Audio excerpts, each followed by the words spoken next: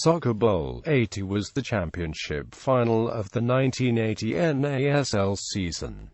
The New York Cosmos took on the Fort Lauderdale Strikers. The match was played on September 21, 1980 at RFK Stadium in Washington, D.C. The Cosmos won 3-0 for the fourth championship overall and third in 4 years. Background: New York Cosmos. The New York Cosmos qualified for the playoffs by virtue of winning the Eastern Division of the National Conference with 213 points. The Cosmos defeated the Tulsa Roughnecks in a first-round series, 2-0. The first game was played on August 29, 1980 in Tulsa before a crowd of 22,890. The Cosmos won the match 3-1. The return leg was played at Giants Stadium on August 31, 1980 before 40,285 fans. Not only did the home side win in convincing fashion 8-1, but Giorgio Chinaglia added to his already impressive resume by netting a record-breaking 7 goals in the contest. In the conference semi-final series they went up against the Central Division champion Dallas Tornadoes.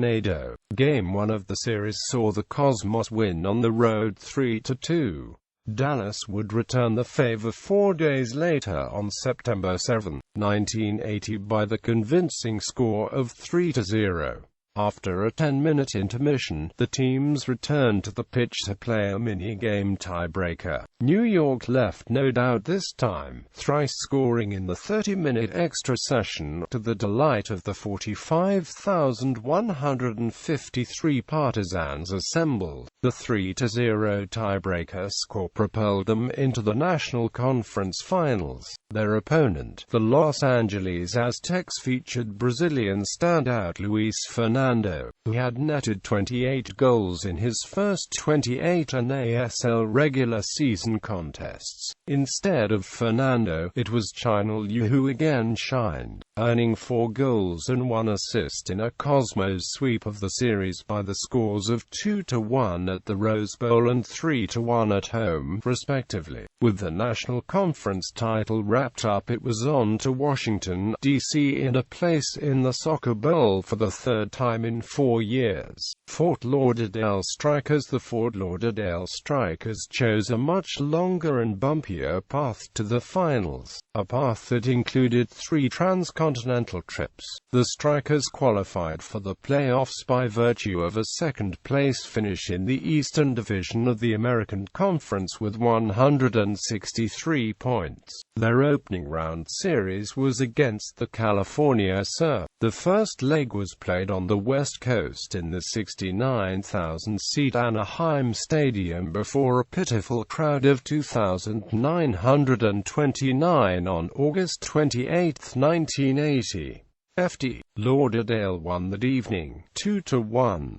The return leg was played at Lockhart Stadium on August 31, 1980, before 15,282 Striker-likers. The Surf proved to be a worthy opponent, winning 2-0 to send the series to a mini-game. After a scoreless 30 minutes, the teams moved on to an NASL shootout. The shootout went then record 11 rounds before Gerd Muller's second goal of the tiebreaker won it for the Strikers by a 3-2 margin. In the conference semi-final series they headed west again, this time to face the Edmonton Drillers, who had themselves won the Western Division. Once again Ft. Lauderdale took Game 1 on the road at Commonwealth Stadium, this time by a score of 1-0 on September 3, 1980. Game 2 in South Florida saw the Drillers battle to 2-2, 90-minute draw that went scoreless through a 15 minutes of golden goal extra time. On to a shootout they went.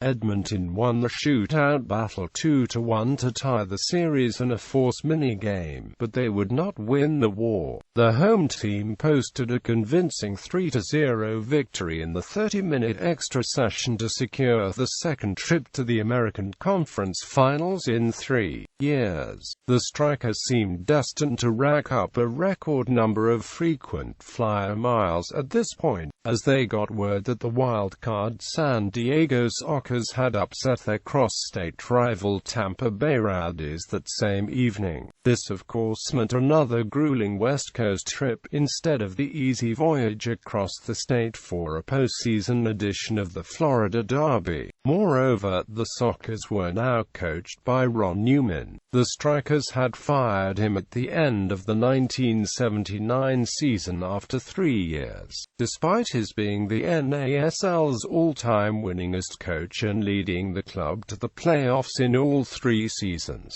As if by a script, and just as in the 2 previous series, Fort Lauderdale won the first leg on the road by 1 goal, 2-1 at Jack Murphy Stadium on September 11, 1980. When the teams played the return leg 2 days later at Lockhart Stadium, once again the Strikers fell, this time by a 4-2 scoreline. Another convincing 3-0 victory and yet another mini-game tiebreaker secured them the first ever trip to the Soccer Bowl. Game summary. Championship results: 1980 NASL champions, New York Cosmos Television. ABC. Announcers: Jim McKay, Paul Gardner. Touchline reporter: Vern Lundquist.